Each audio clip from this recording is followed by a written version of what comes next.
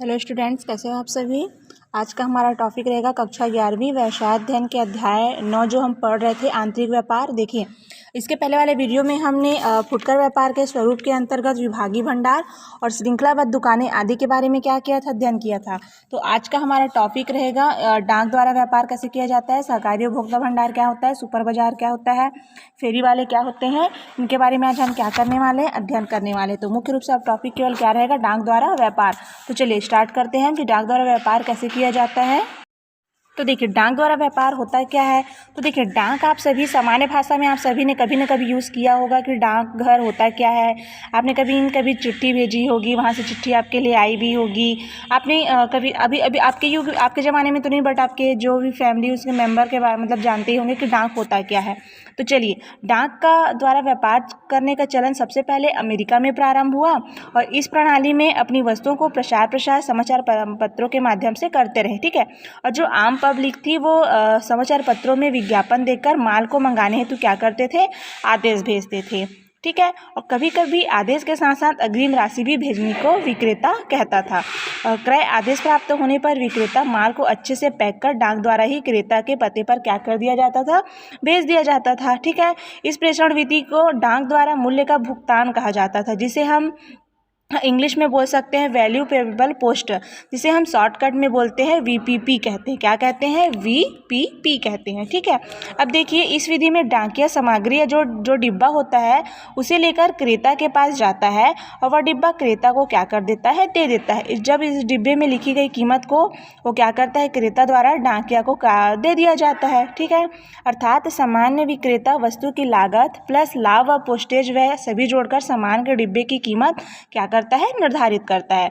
यह कीमत क्रेता को डाकिया के मार्फत मतलब उसके अनुसार विक्रेता को चुकानी पड़ती है। कभी कभी विक्रेता अपना नाम क्या रखते हैं, गुप्त रखते हैं। ऐसी स्थिति में पोस्ट ऑफिस बॉक्स नंबर प्रणाली को अपनाकर व्यापार किया जा सकता है। ठीक है।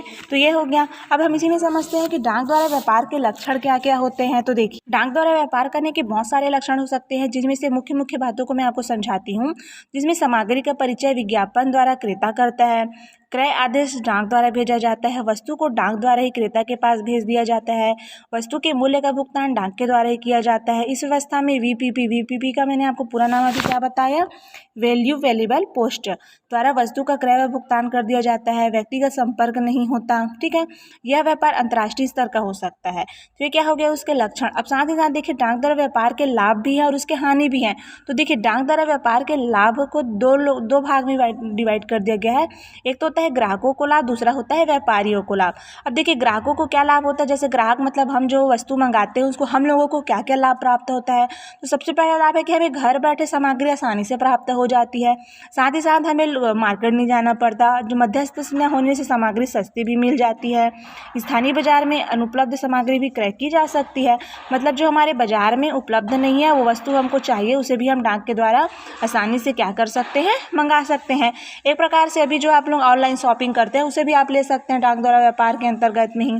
ठीक है। दूसरा होता है आपका व्यापारियों को लाभ। तो देखिए, व्यापारियों को क्या क्या लाभ प्राप्त होता है, तो वो बताती हूँ मैं आपको। तो व्यापारियों को देखिए, मध्यस्थ न होने से लाभ का प्रतिशत क्या हो जाता है, बहुत ही अधिक हो जाता है। नगद विक्रय होने से राशि डूबने का भय नहीं होता। ग्राहकों को अधिक कटौती देकर आकर्षित किया जा सकता है, मतलब डिस्काउंट देकर उसे लोगों मतलब ग्राहकों अपनी ओर आकर्षित हम कर सकते हैं। साथ ही साथ वस्तुओं को रखने सजाने हेतु दुकान की भी आवश्यकता नहीं पड़ती। दुकान न रखने से बिजली, उसका किराया, साज सज्जा, नौकर आदि का भी व्यय आसानी से हमारे लिए बच जाता है। साथ ही साथ व्यापारी विज्ञापन कला में भी निपुण हो जाता है। व्यापार का क्षेत्र विश्वव्यापी हो जाता है। ठीक है।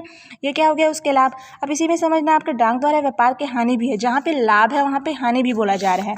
तो क्या क्या हानि उठानी पड़ती है हमको, तो वो देखिए। तो देखिए, सबसे बड़ा इसका हानि यह है कि कभी कभी खराब वस्तु का विक्रय कर क्रेता को क्या कर देते हैं, ठग दिया जाता है।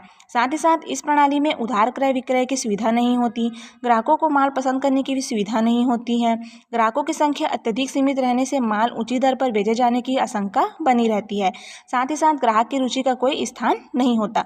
पूरा व्यापार किसके ऊपर डिपेंड करता है, केवल और केवल विज्ञापन पर ही निर्भर करता है। ठीक है।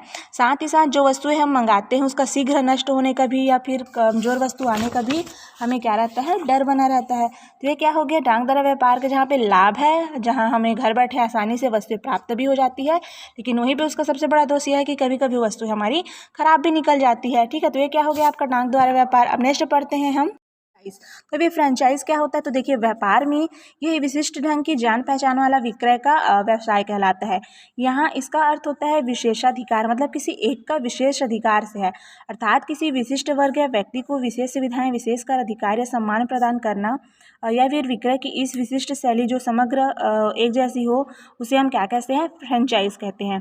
जैसे कॉफ़ी हाउस, हाइवा, बाटा रेमंड, एयर इंडिया आदि वर्तमान में अनेक उत्पादक अपने डीलर्स को फ्रेंचाइज किस्म के शोरूम प्रदान कर रहे हैं। यह विक्रय प्रणाली अपने आप में एक अलग और विशिष्ट व महंगी प्रणाली कहलाती है, क्योंकि आम लोगों के लिए यह महंगी होती है, साथ ही साथ मात्र बड़े बड़े शहरों तक ये क्या हो जाता है, सीमित हो जाता है। ठीक है, शिक्षित व धनाढ्य वर्ग ही इसका क्या कर सकते हैं, लाभ उठा पा सकते हैं, आम पब्लिक इसका उपयोग नहीं कर सकते। तो ये क्या हो गया इसका फ्रेंचाइज। नेक्स्ट पॉइंट इसी में सहकारी उपभोक्ता भंडार। तो देखिए, सहकारी उपभोक्ता भंडार होता क्या है, तो वर्तमान में सहकारी उपभोक्ता स्टोर से जो अत्यधिक लोकप्रिय हो गई, मतलब बहुत ही ज़्यादा पॉपुलर हो गई है, क्योंकि यह स्टोर से पूर्णतः सहकारिता के सिद्धांत पर आधारित होता है, संचालित किए जाते हैं। अब सहकारिता मैंने आपको बता दिया था कि सहकारिता होता है, तो सहकारिता का अर्थ क्या होता है, साथ साथ कार्य करने से लगाया जाता है। जहाँ पे दो व्यक्ति मिलकर एक साथ कार्य करते हैं वो क्या कहलाता है, सहकारिता कहलाता है। यह सामग्री का क्रय सीधे उत्पादक से करते हैं तथा जो उपभोक्ताओं को क्या करते हैं, डायरेक्ट बेचते हैं। ठीक है, अब इसका उद्देश्य क्या होता है, तो देखिए, इसका उद्देश्य होता है कि मध्यस्थों का अंत कर उपभोक्ताओं को सस्ते दाम पर वस्तुएं उपलब्ध कराना, साथ ही साथ आपसी सहयोग, समान लाभ, मित्रता व लोकतंत्रीय व्यवस्था से व्यापार करना उसके मूल तंत्र होते हैं। ठीक है, अब देखिए, इसी में बोला जा रहा है कि इसकी विशेषताओं में, तो देखिए, सहकारी भंडार का निर्माण एक संचालन उपभोक्ताओं से होता है, साथ ही साथ सदस्यता के लिए कम से कम एक अंश आवश्यक माना गया है। संपूर्ण पूंजी सदस्यों से एकत्र की जाती है। ठीक है, इसमें मदस्यों की कोई भूमिका नहीं होती। स्टोर्स को जो भी लाभ होता है वह सदस्यों के अंशों के अनुपात में वितरित किया जाता है। ठीक है, ये इसकी विशेषता हो गई। ठीक है, अब इसी में देख रहे हैं इसके लाभ। तो इस उपभोक्ताओं को वस्तुएं सस्ती प्राप्त हो जाती है, साथ ही साथ शुद्ध वस्तुएं प्राप्त होती है, अच्छी किस्म की वस्तुएं मिल जाती है, जिससे हम मतलब ये एक प्रकार से उसका लाभ बताया जा रहा है। साथ ही साथ जितने भी स्टोर्स होते हैं, जो भी दुकानें होती हैं, उपभोक्ताओं का पूर्ण नियंत्रण रहता है इसमें। ठीक है, तो ये सब क्या हो गया, उसके रहन सहन में सुविधा होती है, रकम डूबने का भय नहीं होता, मैत्रीपूर्ण संगठन होता है। तो ये सब क्या हो गया, उसके लाभ हो गए। साथ ही साथ उसके दोष में है तो संचालन में लापरवाही की संभावना बनी रहती है। ठीक है, सीमित उपभोक्ताओं का होना इसका सबसे बड़ा दोष है। अब नेक्स्ट पॉइंट है इसी में सहकारी उपभोक्ता भंडार को लोकप्रिय बनाने के सुझाव क्या क्या हैं। तो देखिए, सहकारी उपभोक्ता भंडार को लोकप्रिय बनाने और उसकी प्रगति तथा सफलता के लिए प्रमुख सुझाव दिए गए हैं। तो जैसे राजनीतिक हस्तक्षेप बंद हो, साथ ही साथ पूंजी में वृद्धि हो, अनुभवी व्यक्तियों की नियुक्ति किया जाए, सहकारिता की भावना का विकास हो, वस्तुओं का मूल्य में वृद्धि हो। ठीक है, मूल्य कम हो या फिर उसमें वृद्धि भी हो जा सकता है, कर्तव्यनिष्ठ कर्मचारी हो, साथ ही साथ सहकारी सहयोग मिलता रहे, साख सुविधा भी बनी रहे, उसका विस्तार, सहकारी उपभोक्ता भंडार की स्थापना ग्रामीण क्षेत्रों में भी हो, मतलब उसका विस्तार तेजी से बढ़े। ठीक है, पुरस्कार की व्यवस्था करना, जिसे उत्कृष्ट कार्य करने वाले उपभोक्ता भंडार को पुरस्कृत करने की योजना हो। ठीक है, अब देखिए, इसी में मुख्य पॉइंट मैंने आपको बताया कि सरकारी हस्तक्षेप बंद हो। तो सरकारी हस्तक्षेप बंद हो, इसका तात्पर्य क्या बोला जा रहा है कि, तो यह बात अनेक बार कही जाए, दोहराई जा चुकी है कि सहकारिता से राजनीति का क्या हो गया है, लोप हो। भारत में सहकारिता की सफलता एवं सर्वनाश का कारण केवल क्या है, राजनीतिक हस्तक्षेप है। व्यवसाय की प्रथम शर्त है किसका, पर्याप्त पूंजी, अर्थात पूंजी में वृद्धि के उपाय और प्रयास किए जाए। ठीक है, साथ ही साथ इसमें अनुभवी, मतलब असफलता का प्रमुख कारण अनुभवहीनता भी माना गया है, क्योंकि यहाँ सहकारिता के क्षेत्र में उपभोक्ता भंडारों के संचालन में अनुभवी व्यक्तियों का सहयोग लिया जाए तथा भंडारण का संचालन की नियुक्ति भी आसानी से किया जाए। ठीक है, तो ये क्या हो गया, सहकारी उपभोक्ता भंडार को लोकप्रिय बनाने के लिए हमारे मुख्य रूप से सुझाव। फुटकर व्यापार के स्वरूप के अंतर्गत आपका सुपर मार्केट या सुपर बाजार, जिसे हम आसानी से जानते हैं। ठीक है, अब इस सुपर मार्केट का आशय क्या है, तो सुपर बाजार को अंग्रेजी में सुपर मार्केट कहा जाता है, क्योंकि सुपर का अर्थ होता है विशेष और मार्केट का अर्थ होता है बाजार से है। अतः सुपर बाजार का अर्थ किससे लगाया गया है, विशेष बाजार से लगाया गया है। अर्थात सुपर बाजार में दैनिक उपयोग की समस्त वस्तुओं का विक्रय एक ही छत के नीचे कर दिया जाता है, जिसे हम क्या कहते हैं, सुपर मार्केट कहते हैं, क्योंकि घरेलू एवं दैनिक उपयोग की वस्तुओं का उचित मूल्य तथा बड़े पैमाने पर विक्रय विक्रय होता है।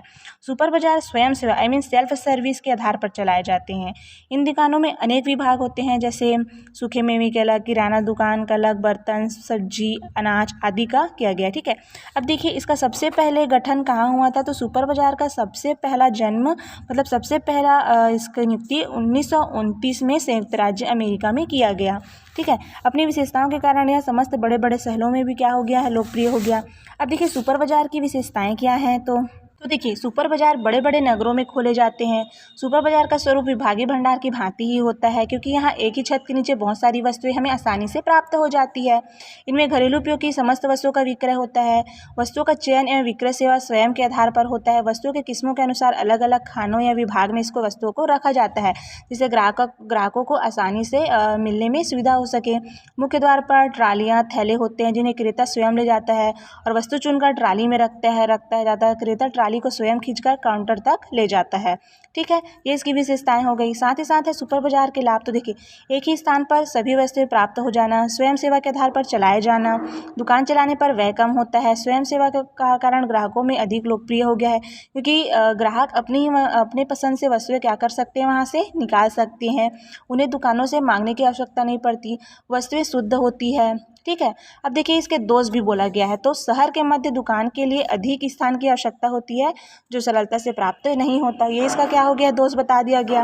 अब देखिए दुकानों में सभी वस्तुएं रखे जाने के कारण पूंजी की अधिक भी आवश्यकता पड़ती है, अर्थात जिन व्यापारियों के पास अधिक पूंजी होगी वो ही इस व्यापार को क्या कर सकता है, प्रारंभ कर सकता है। ठीक है, अशिक्षित सुपर बाजार का लाभ नहीं उठा सकते हैं। अब देखिए भारत में सुपर बाजार की क्या स्थिति है। तो भारत में सुपर बाजार की स्थापना का श्री गणेश सर्वप्रथम कहाँ किया गया था। तो नई दिल्ली के कनॉट प्लेस में गोविंद वल्लभ पंत सुपर मार्केट के नाम से की गई है। वर्तमान में प्राय समस्त बड़े नगरों में सुपर बाजार क्या किए गए हैं, खोले जा चुके हैं। पॉइंट आता है आपका फुटकर व्यापार के स्वरूप के अंतर्गत ही भ्रमणशील दुकान, जिसे हम फेरी वाले के नाम से जाते हैं, जिसे हम हॉकर्स भी कहते हैं। क्या कहते हैं, हॉकर्स। तो देखिए इसका असर क्या होता है। तो जैसे कि आपको नाम से स्पष्ट है, फेरी वाला अर्थात घूम घूम कर वस्तुओं को बेचने वाले व्यवसायी को हम क्या कहते हैं, फेरी वाला या हॉकर्स कहते हैं। तो इन व्यापारियों का कोई एक निश्चित स्थान नहीं होता, ये मौसम व मांग के अनुसार समय समय पर एक स्थान से दूसरे स्थान में घूम घूम कर वस्तुओं को क्या करते हैं, बेचते हैं। सामान्यतः बर्तन, खिलौने, चूड़ी, कपड़े, फल, सब्जी, आइसक्रीम या अन्य छोटी छोटी उपयोग सामग्री का क्या करते हैं, ये विक्रय के लोग करते हैं। लोग मुख्यतः टोकरी में, हाथ या ठेला में, साइकिल में या कुछ पशुओं पर सामान लादकर घूमते रहते हैं। ये लोग आकर्षित एवं विशिष्ट आवाज़ लगाकर ग्राहक को क्या करते हैं, अपनी ओर आकर्षित करते हैं और अपना वस्तु बेचते हैं। प्रत्येक फेरी वाले की आवाज़ की एक अलग पहचान होती है, जैसे लोकल ट्रेन, बस स्टैंड आदि में भी अपनी सामग्री घूम घूम कर क्या करते हैं, आसानी से बेच सकते हैं और अपने व्यवसाय का उपयोग भी कर सकते हैं। अब देखिए भ्रमणशील दुकानों की विशेषता क्या है, मतलब फेरी वाले की विशेषताएं क्या है। तो इसकी मुख्य विशेषता यह है कि यह अत्यधिक कम पूंजी से व्यापार प्रारंभ कर सकता है, घर पहुंच सेवा के आधार पर व्यवसाय खोलता है। प्रत्येक फेरी वाले की विशिष्ट एक पहचान होती है। माल का स्तर सामान्य या खराब भी हो सकता है। अपेक्षाकृत अधिक मूल्य में माल बेचते हैं। ठीक है, ये सब क्या हो गया, उसके लाभ हो गए। अब इसकी विशेषताएं हो गई, आप देखते हैं उसके लाभ। तो स्त्रियों और बच्चों के उपयोग की सामग्री घर बैठे आसानी से प्राप्त हो जाती है, सबसे बड़ा हमारा प्लस पॉइंट है। कम पूंजी से व्यापार इसको किया जा सकता है। छोटी छोटी वस्तुओं के लिए बाजार जाने से हमें मुक्ति मिल जाती है। घर का बेकार सामान इन्हीं के द्वारा बेच दिया जाता है, जैसे पेपर, खराब लोहा, प्लास्टिक का सामान आदि, है ना। नेक्स्ट है, कभी कभी शुद्ध फल, सब्जी व श्रेष्ठ सामग्री भी घर बैठे हमें आसानी से प्राप्त हो जाती है। अब इसके दोष क्या क्या हैं। तो देखिए कभी कभी खराब सामान के विक्रय की संभावना इसमें बनी रहती है। महिलाएं, बच्चे प्रलोभन में फंसकर खराब माल भी खरीद लेते हैं, इसका दोष है। इनके पास सामान अत्यधिक सीमित मात्रा में होता है, जिसे हमें चयन करने में आसानी नहीं होती। कभी कभी इसकी बिक्री अत्यधिक कम होती है।